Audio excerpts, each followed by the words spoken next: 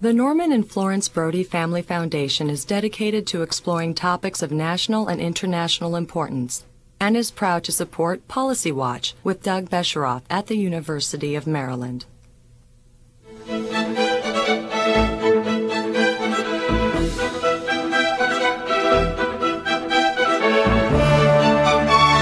From the University of Maryland, this is Policy Watch with Doug Besheroff. Daniel Ellsberg, the famous whistleblower of the Vietnam War era, has made a career out of encouraging government officials to go public with classified information when they think the government is lying. He joins us to discuss his thoughts on the Iraq War and the importance of whistleblowers. And now, the host of Policy Watch, Doug Besheroff. Dan Ellsberg, welcome back to Policy Watch and the University of Maryland. Thank you. You're, of course, best known for the release of the Pentagon Papers, and you've written this just marvelous book. It's called Secrets, a Memoir of Vietnam and the Pentagon Papers. And I want to talk about that, but first, I want for you to share with our viewers a little bit about your experience in Vietnam, because I don't think they realize that in 1965, you were there on the ground. What were you doing in Vietnam?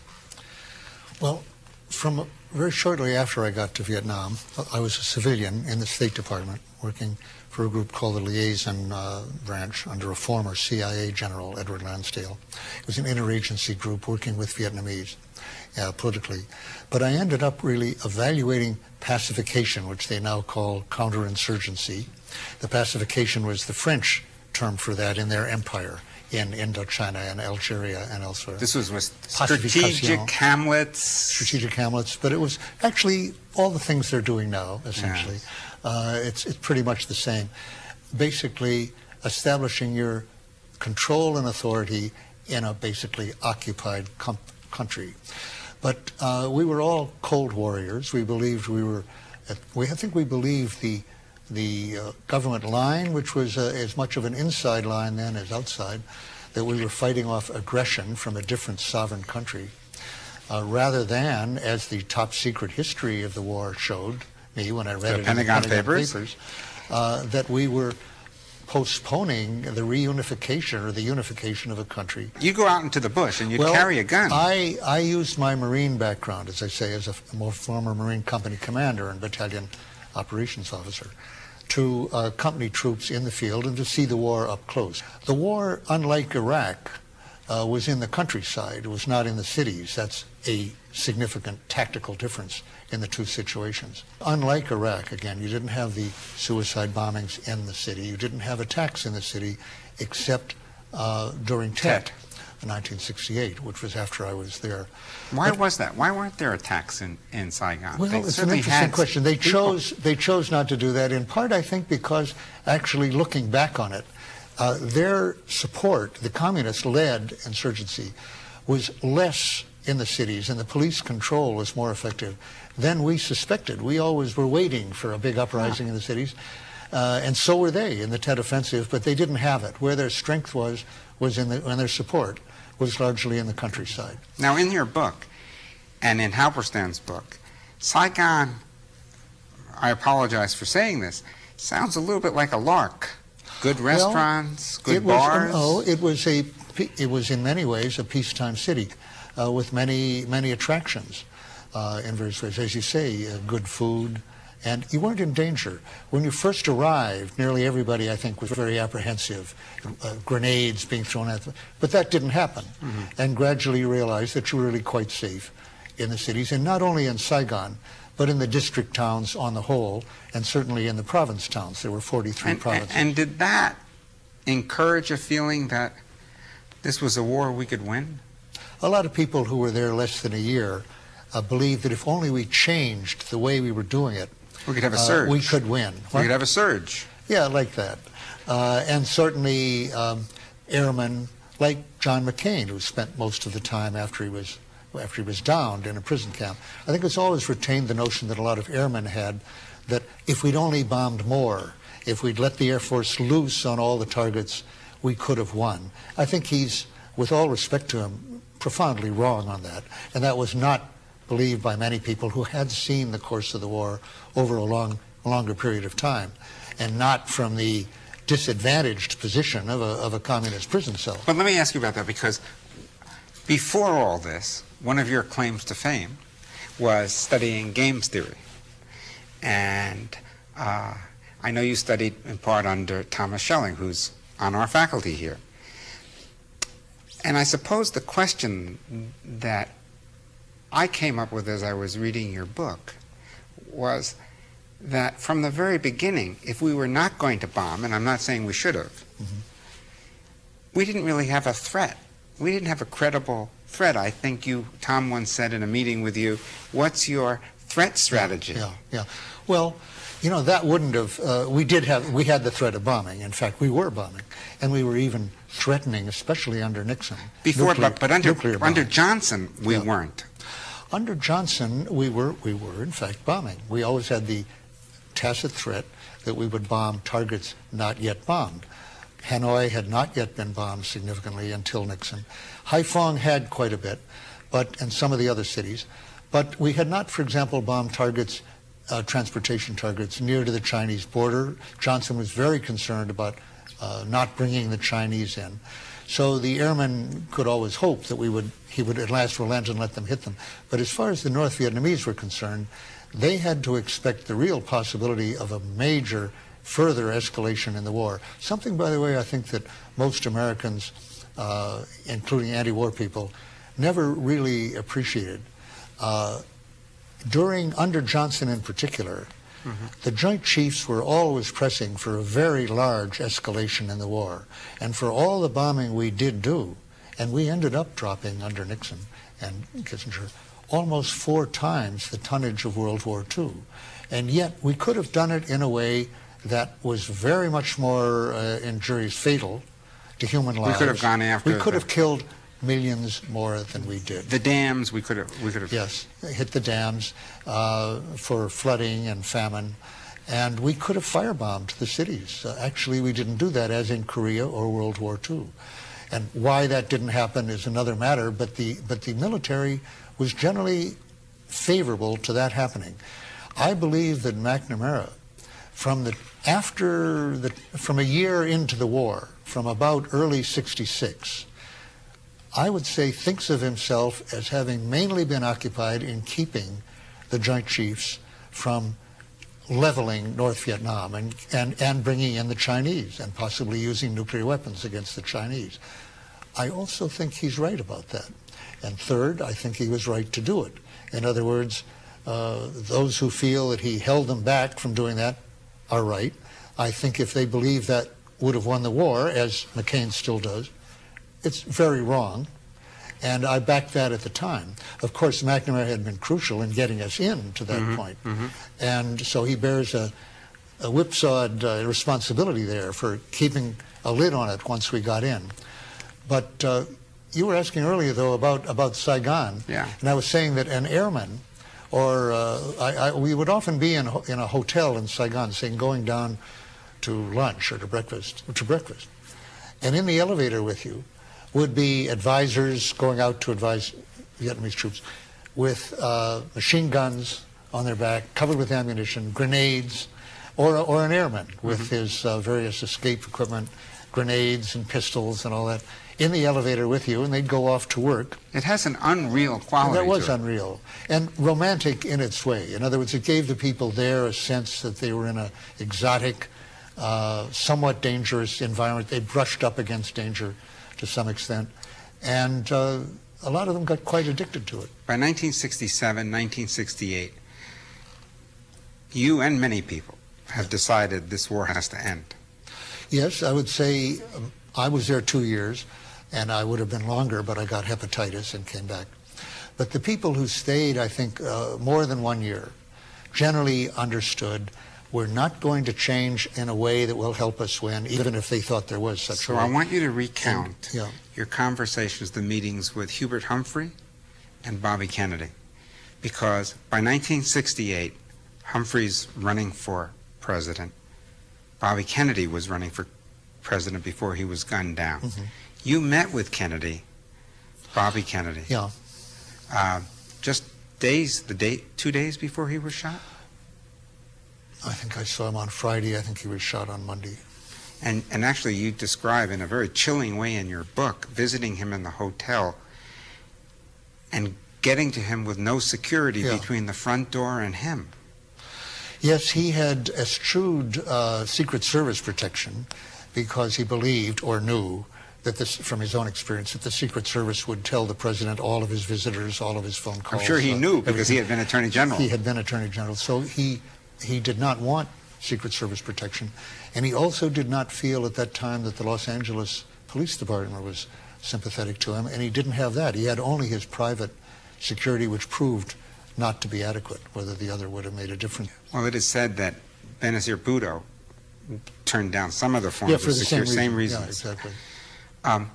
In your conversations with Kennedy, how sure are you that if he had been elected, he would have ended the war? Oh, I felt that he was the one person I met in Washington who not only felt that the war should end, that wasn't uncommon, there really were quite a few, but who felt passionately about it and prepared to, really determined to make a difference on that.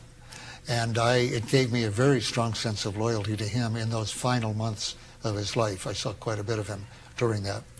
And he was the one who actually did persuade me that his brother would probably have gotten out in '65.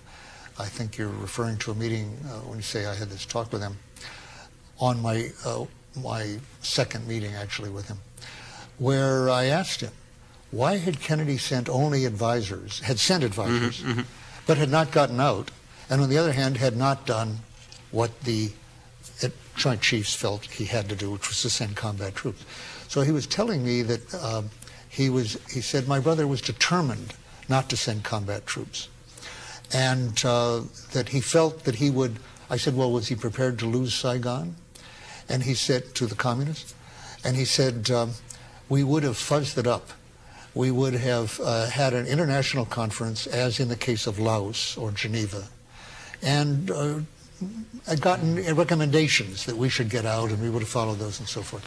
So, but if Kennedy wasn't ambiguous at that point, Humphrey was. Well, now we're moving ahead. I know. Humphrey in '64 felt definitely that Johnson should not escalate.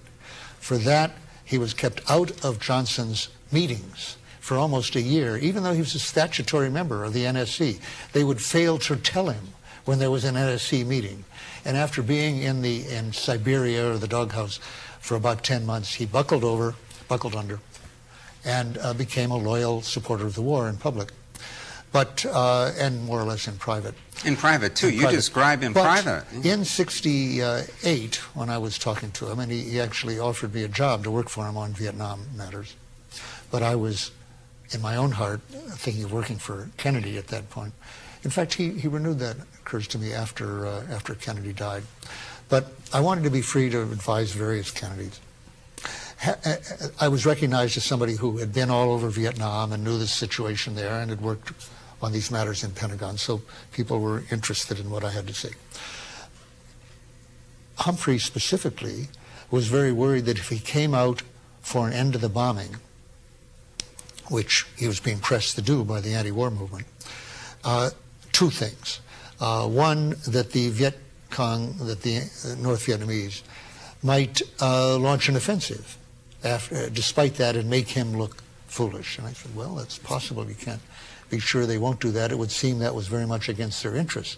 If he wants to get out, it wouldn't be in their interest to humiliate him by that, but you couldn't rule it out. And second, of course, he was very worried that the president would cut him off. He would, in effect, take away the democratic imprimatur from him and would disown him. And he unfortunately obeyed that up till the end. He regretted that, I think, later in life. I think that's right. Let's switch. We've been talking about Democrats. So Richard Nixon wins in 1968, and many people, I think yourself included, expected him to end the war. At the beginning, yeah. In the beginning, I hoped he would, yeah. You met with Kissinger. Tell us about that.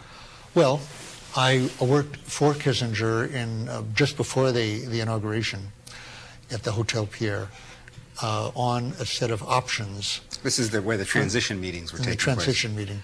from the Rand Corporation. He asked the Rand Corporation to prepare a set of options, and the president of Rand put me in charge of that because I was probably as expert on that as anybody in the building, more so. So we were preparing alternative options and the pros and cons of these various options. Actually, when I presented them to Henry Kissinger, and he made them the subject of his first NSC meeting. It was his first presentation to the NSC, was the options paper of which I had written the first draft. Another Rand person, Freddie Clay, wrote a second draft, wrote a later draft that was presented to the NSC.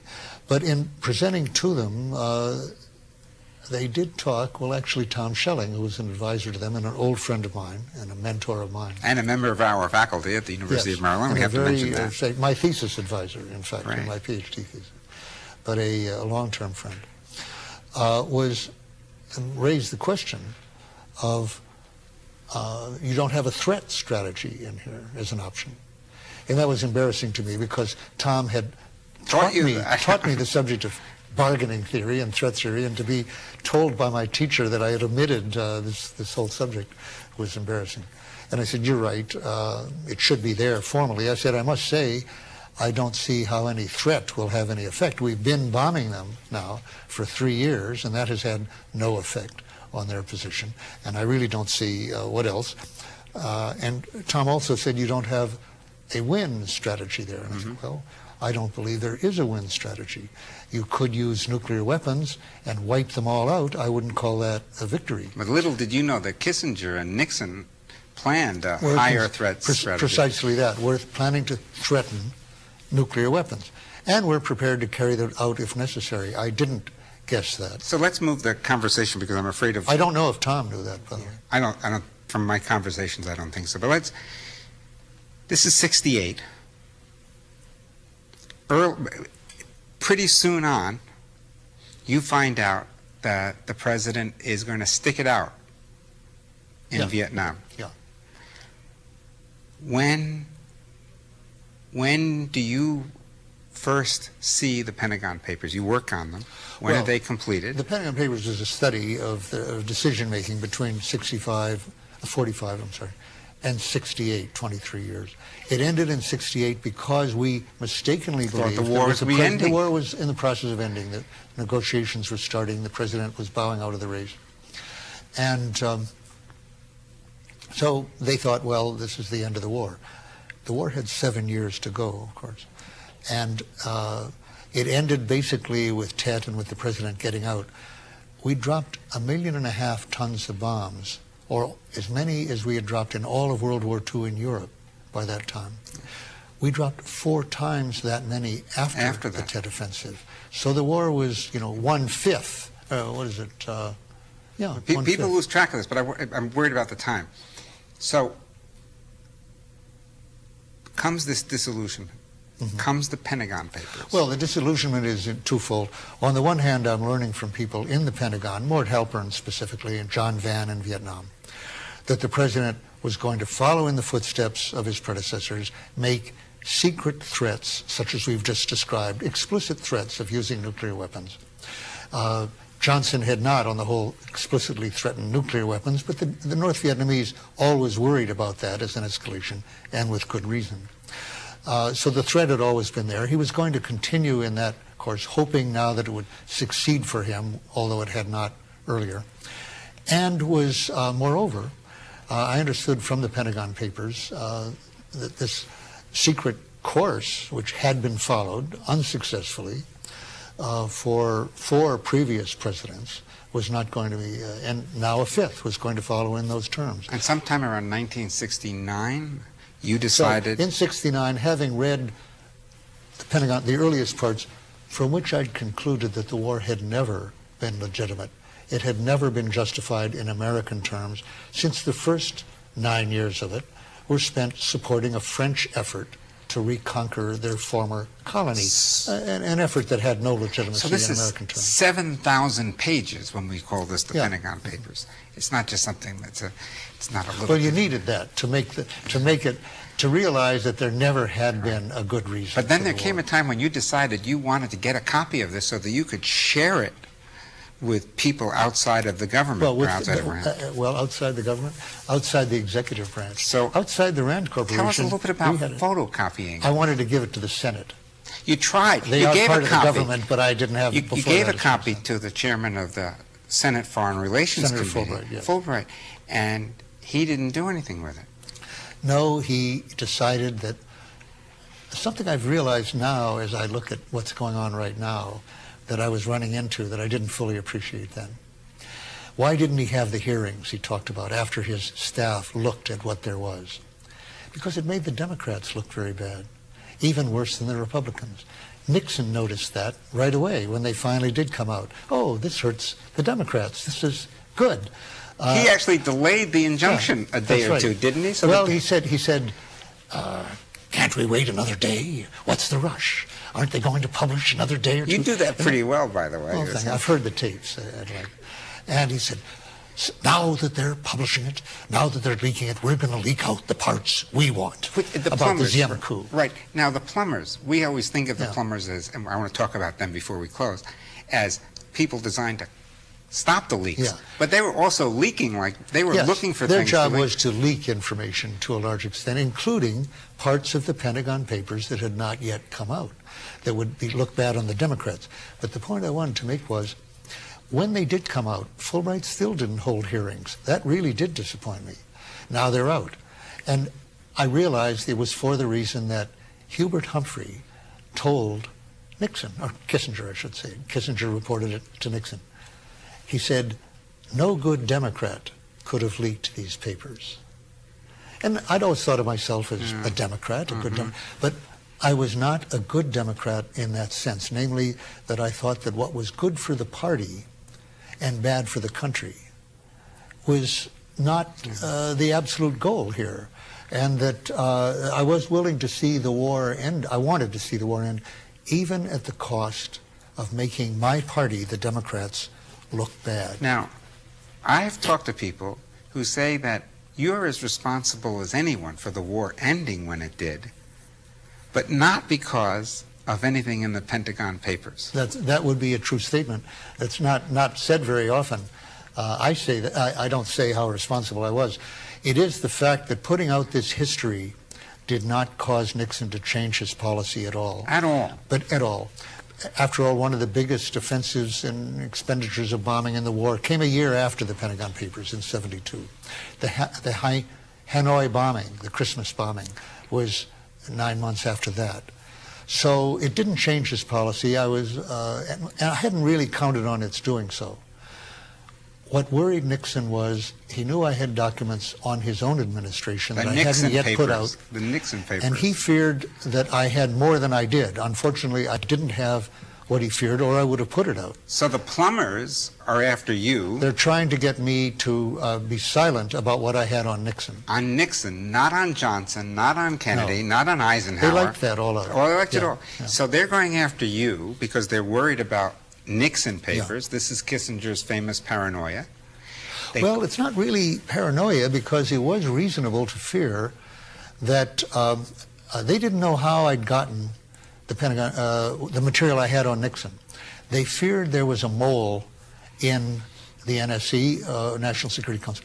Or why could I have gotten these? That wasn't really paranoia. So in it was the a pretty early realistic stages, fear. Those people should have told me what Nixon feared they had. Roger Morris, a guy I respect very much, had resigned over Cambodia, and they feared that Morris might have given me documents. Morris now has said since then, just last year he was saying to me, it's the greatest regret of his life that he had not just given to me, but made public the documents he knew about the nuclear threats, the escalation to come, the possible attacks on dikes, which did happen, and so forth. That he should have done that in '69, as I could have done in '64.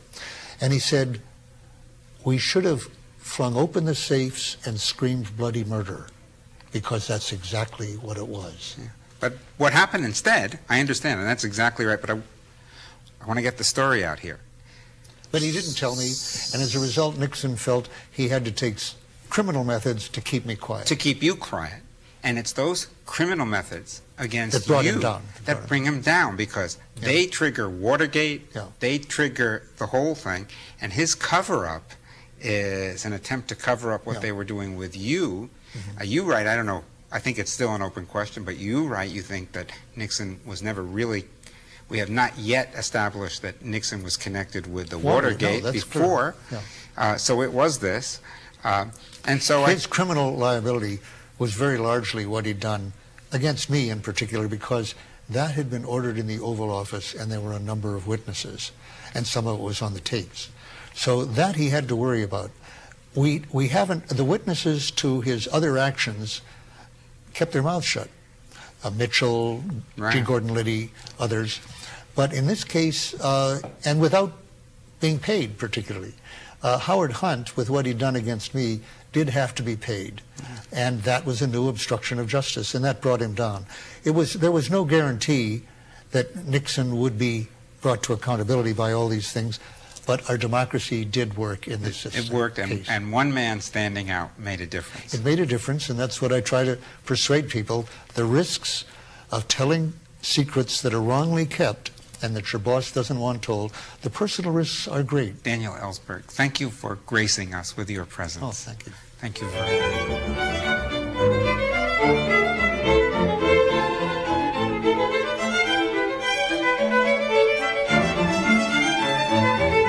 This program was produced by the University of Maryland, which is solely responsible for its content.